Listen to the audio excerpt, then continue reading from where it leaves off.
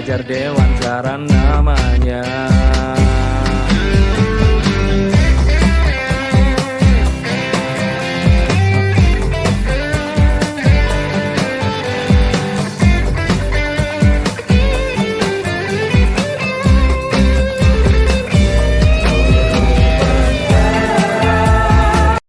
Assalamualaikum warahmatullahi wabarakatuh. Selamat siang Ibu Bapak Guru. Saya ucapkan terima kasih karena telah hadir pada kegiatan seminar kali ini. Dan saya sampaikan terima kasih kepada Pak KS yang telah memberikan sambutannya. Pada seminar kali ini saya akan menyampaikan tentang materi budaya positif.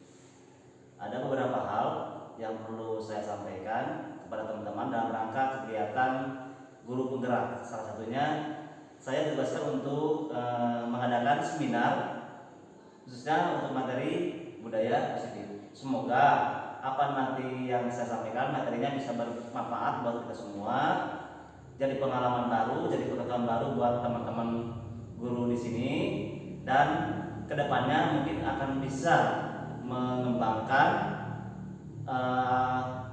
sekolah kita, khususnya dalam kegiatan belajar mengajar yang sesuai dengan filosofi Ki Hajar Dewantara. Budaya positif, filosofi Ki Hajar Dewantara itu ada di nilai dan peran guru penggerak, kemudian visi guru penggerak.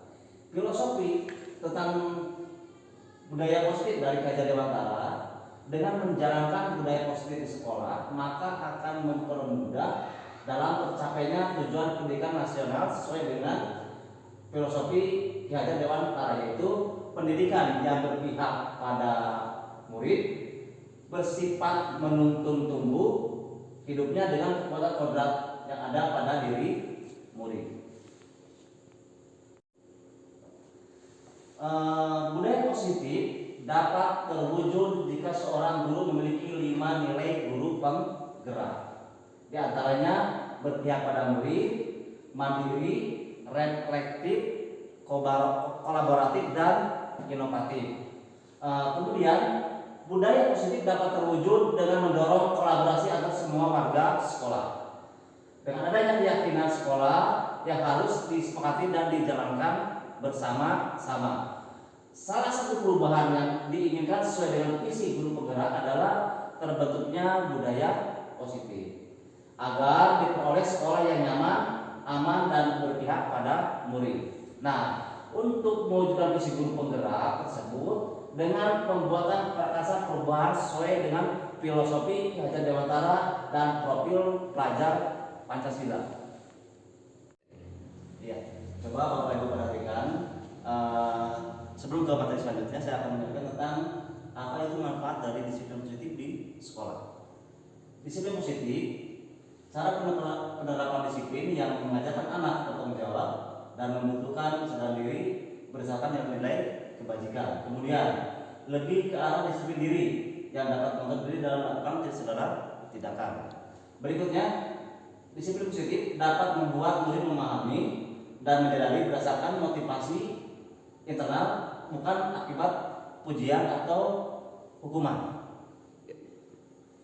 Nah, itu kira-kira pengantar dari saya tentang disiplin positif.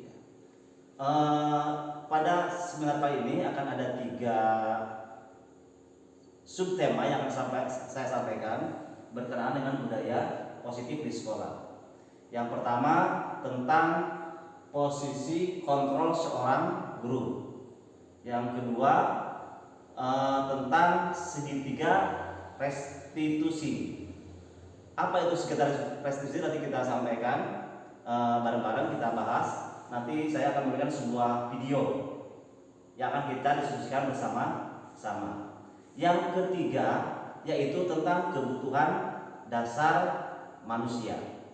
Baiklah Ibu Bapak Guru yang saya hormati, sekarang kita masuk ke materi posisi kontrol seorang guru.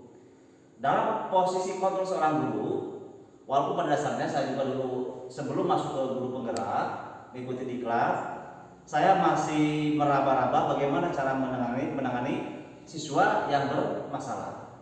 Nah, ketika saya mengikuti kegiatan atau diklat guru penggerak, ternyata posisi kontrol bagi seorang guru yang baik itu yaitu adalah sebagai manajer.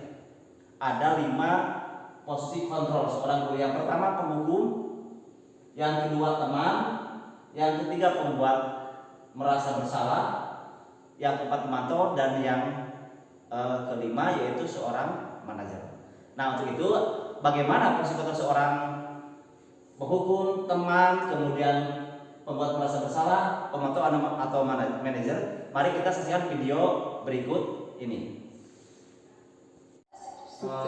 Ibu bapak, mari kita saksikan atau apresiasi video tentang posisi kontrol yang telah tadi saya sampaikan. Nanti kita diskusi ya setelah menyaksikan video ini.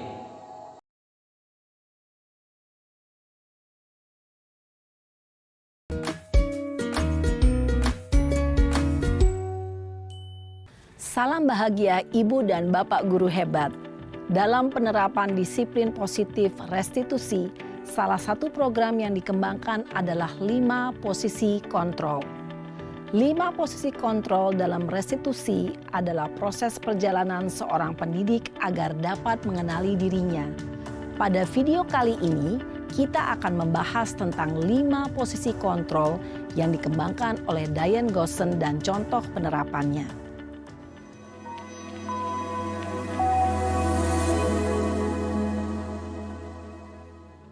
5 posisi kontrol itu adalah 1. Posisi penghukum. 2. Posisi pembuat merasa bersalah. 3. Posisi teman. 4. Posisi pemantau atau monitor. Dan 5. Posisi manajer. Untuk lebih memahami kelima posisi tersebut, mari kita saksikan kasus Naren yang terlambat hadir 20 menit di sekolah dan melihat bagaimana kelima posisi kontrol dalam menghadapi masalah tersebut.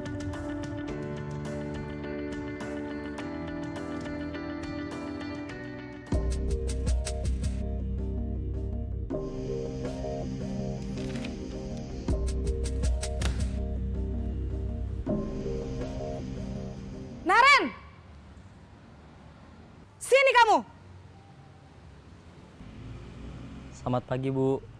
Selalu terlambat. Kamu deh, pasti terlambat. Maaf, Bu. Saya... Apa? Apa coba? Alasan kamu apa lagi? Kapan sih kamu tidak terlambat? Malas sekali ya kamu jadi anak. Saya... Dasar pemalas. Gak kapok-kapok sih kamu. Sudah berapa kali terlambat? Sana. Kamu keliling lapangan basket 2 kali. Kenapa saya harus keliling lapangan basket, Bu? Kenapa? Kamu mau lawan ibu? Berani-beraninya jawab. Sudah terlambat, masih berani jawab pula. Sekarang, keliling lapangan basket 5 kali sekalian. Biar kapok. Cepat. Pergi sana ke lapangan basket. Posisi penghukum biasanya berbicara dengan nada tinggi, menghardik, menunjuk-nunjuk, menyakiti, dan menyindir. Hukuman bisa berupa fisik maupun psikis. Ibu dan Bapak guru hebat, dampak yang terjadi pada murid ketika guru berada pada posisi penghukum adalah murid cenderung akan memberontak, bahkan menyimpan dendam.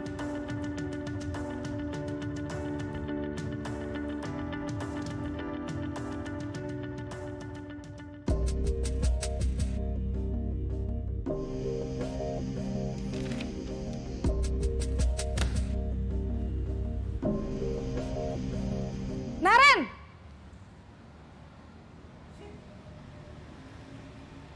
Selamat pagi, Bu. Naren.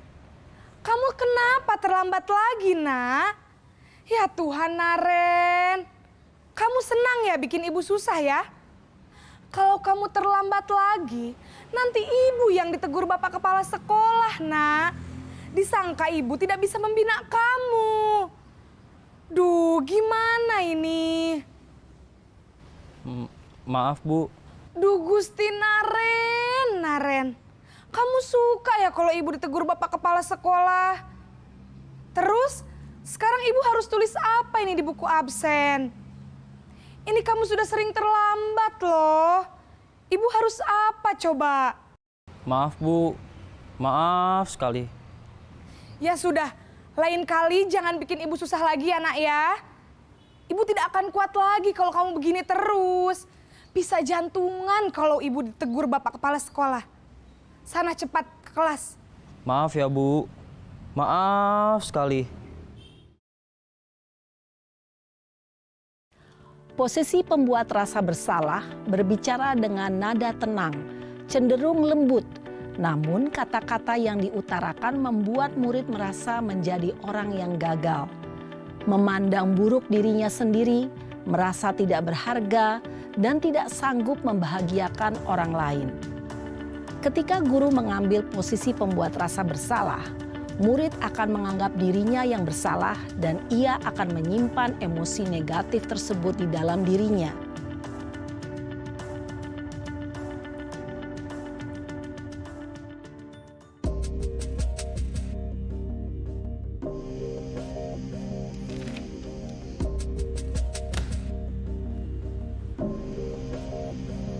Naren!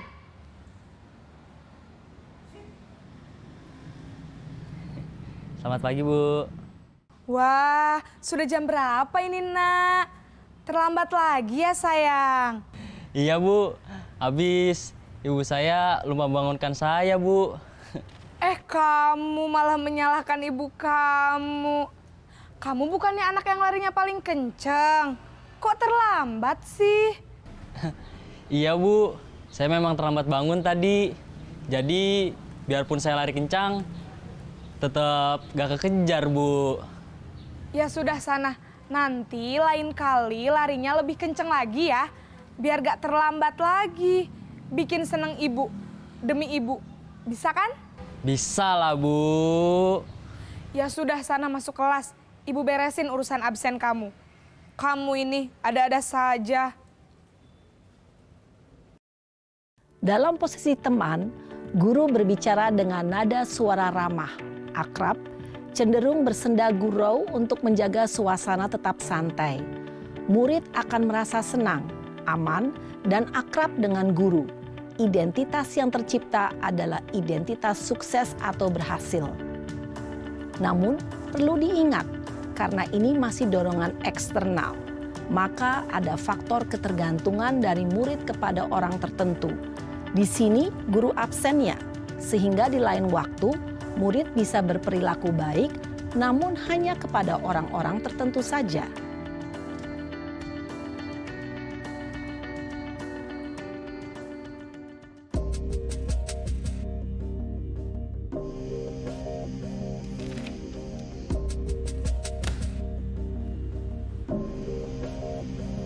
Naren!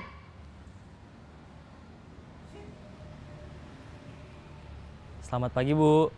Naren, apa peraturan sekolah kita tentang jam berapa kita harus masuk sekolah, nak? Kita harus di sekolah jam 7, Bu. Iya, betul. Sekarang sudah jam 7.20. Naren sudah tahu konsekuensinya jika terlambat hadir. Paham, Bu. Saya harus tinggal kelas pas jam istirahat selama 20 menit. Iya, benar. Konsekuensinya demikian. Jadi nanti jam 9.30 pas istirahat, kamu harus tinggal di kelas, kerjakan tugas tambahan untuk ketertinggalan kamu, ya?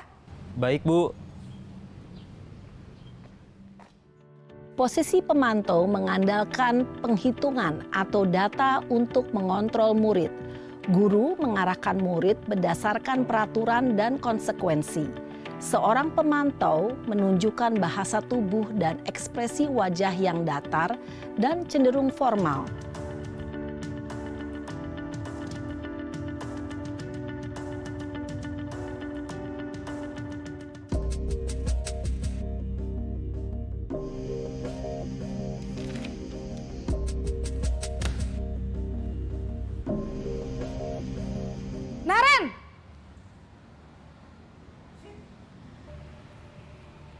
Selamat pagi, Bu.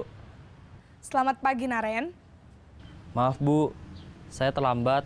Iya, sekolah masuknya jam 7, sekarang sudah jam 7.20. Jadi sekarang bagaimana ini, Naren? Maaf, Bu. Saya lupa setel alarm saya semalam. Baiklah, menurut kamu, keyakinan sekolah yang mana yang perlu kamu tingkatkan? Menghargai diri sendiri dan orang lain mungkin ya, Bu. Setuju. Jadi, apakah Naren meyakini prinsip saling menghormati tersebut? Iya, Bu. Saya meyakininya. Apakah Naren bersedia memperbaiki masalah keterlambatan ini? Bersedia, Bu. Bagaimana kamu akan perbaiki masalah keterlambatan ini? Saya akan coba untuk tidak lupa menyetel alarm saya, Bu. Baik, kalau Naren lupa menyetel alarm di rumah, ada orang yang kira-kira bisa bantu mengingatkan tidak? Ada, Bu. Kakak saya, Kak Ema. Ada lagi selain Kak Ema? Selain Kak Ema, ada ibu saya. Baik, jadi yang mengingatkan Naren adalah Kak Ema dan ibu kamu ya? Kira-kira akan mulai setel alarm kapan nih, Naren? Setelah pulang sekolah, akan segera saya lakukan. Baik, jadi Naren akan setel alarm untuk bangun besok pagi dan akan diingatkan oleh kakak dan ibunda Naren ya. Ada lagi yang mungkin perlu dilakukan, Naren?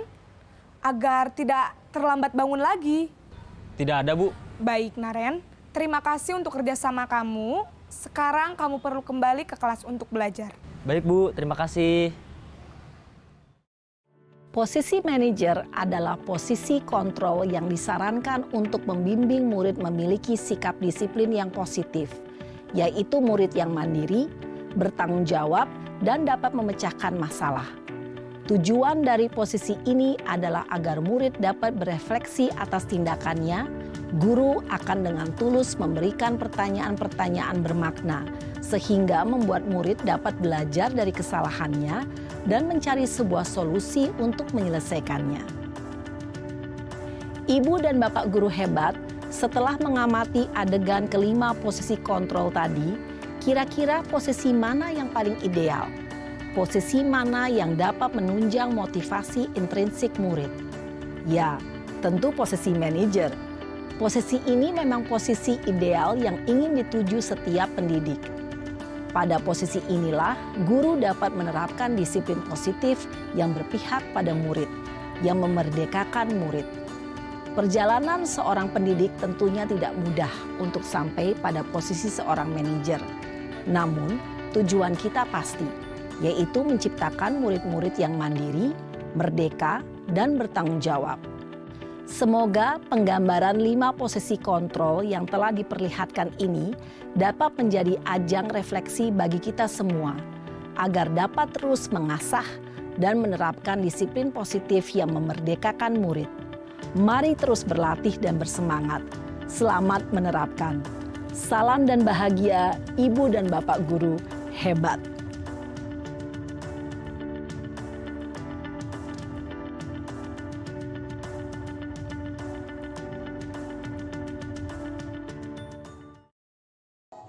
Nah, itulah contoh-contoh dari bagaimana peran posisi kontrol bagi seorang guru.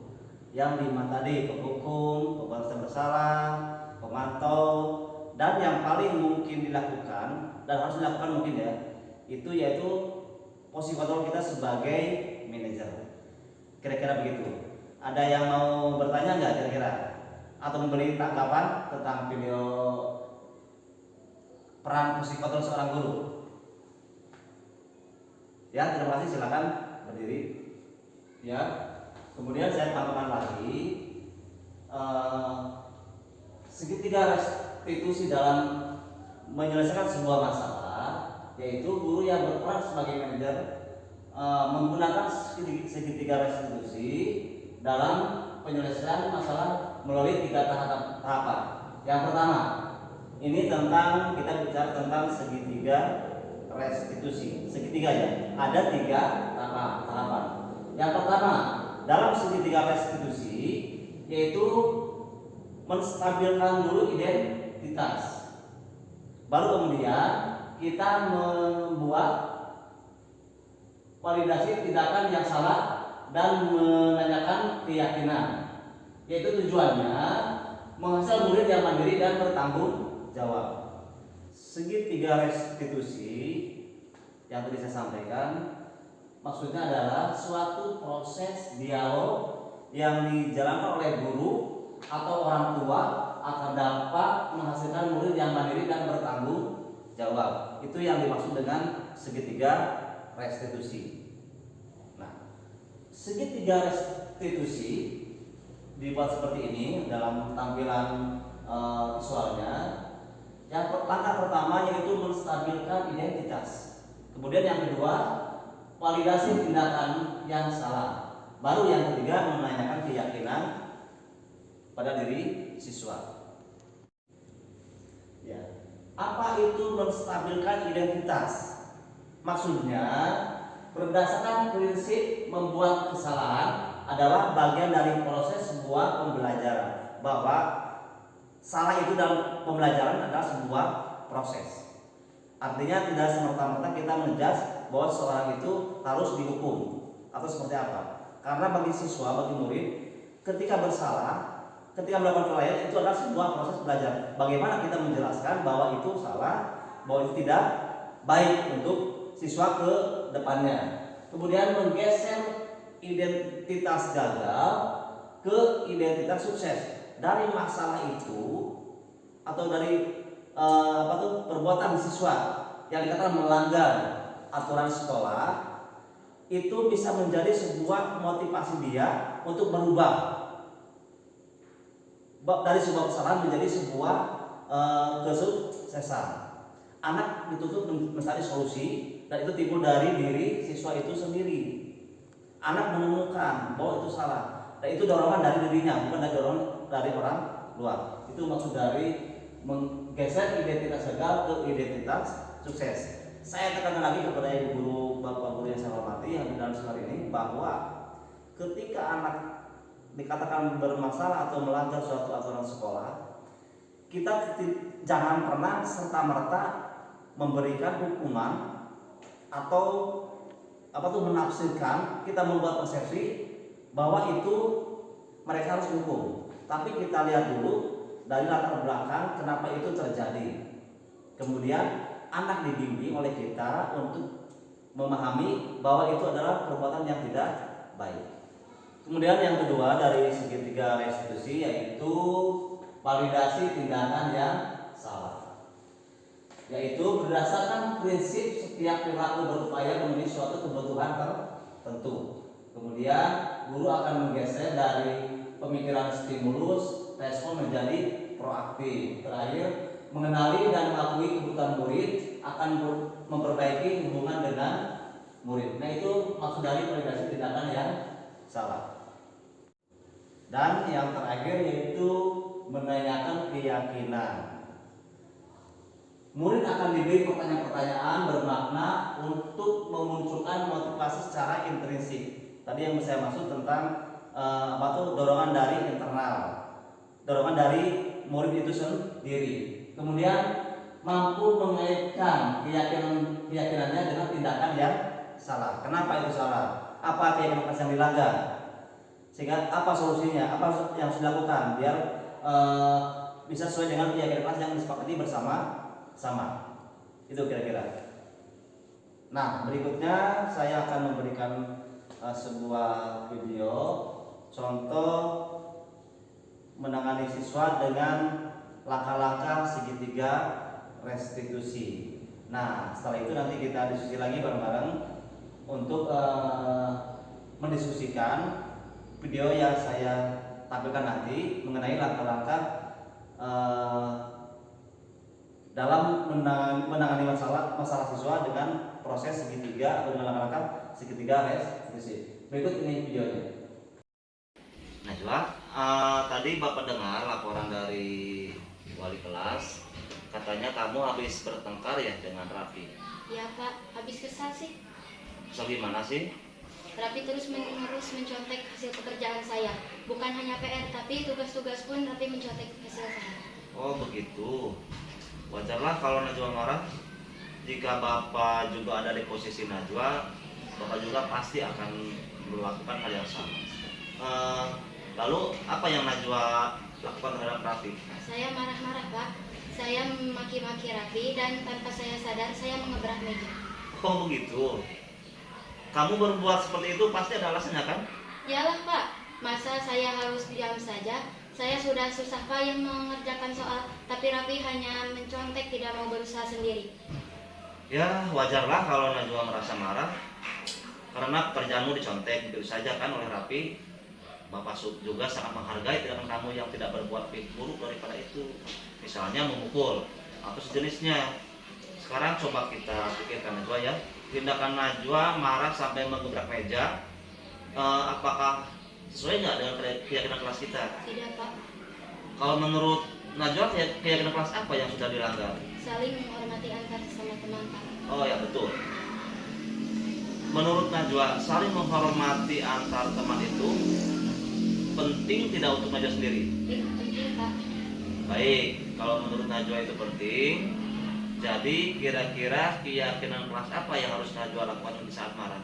Saya harus lebih bersabar, Pak. Najwa bersedia nggak memperbaiki masalah ini? Bersedia, Pak. Apa yang akan Najwa lakukan untuk memperbaiki masalah ini? Saya akan senantiasa bersabar dan menahan rasa marah saya kalau ada teman yang mencontek saya. Dan saya akan melaporkan ke guru mata pelajaran atau wali kelas saya. Iya, tepat sekali ya dengan kamu Najwa. Oke, tetap semangat ya. Sekarang Najwa silakan kembali ke kelas.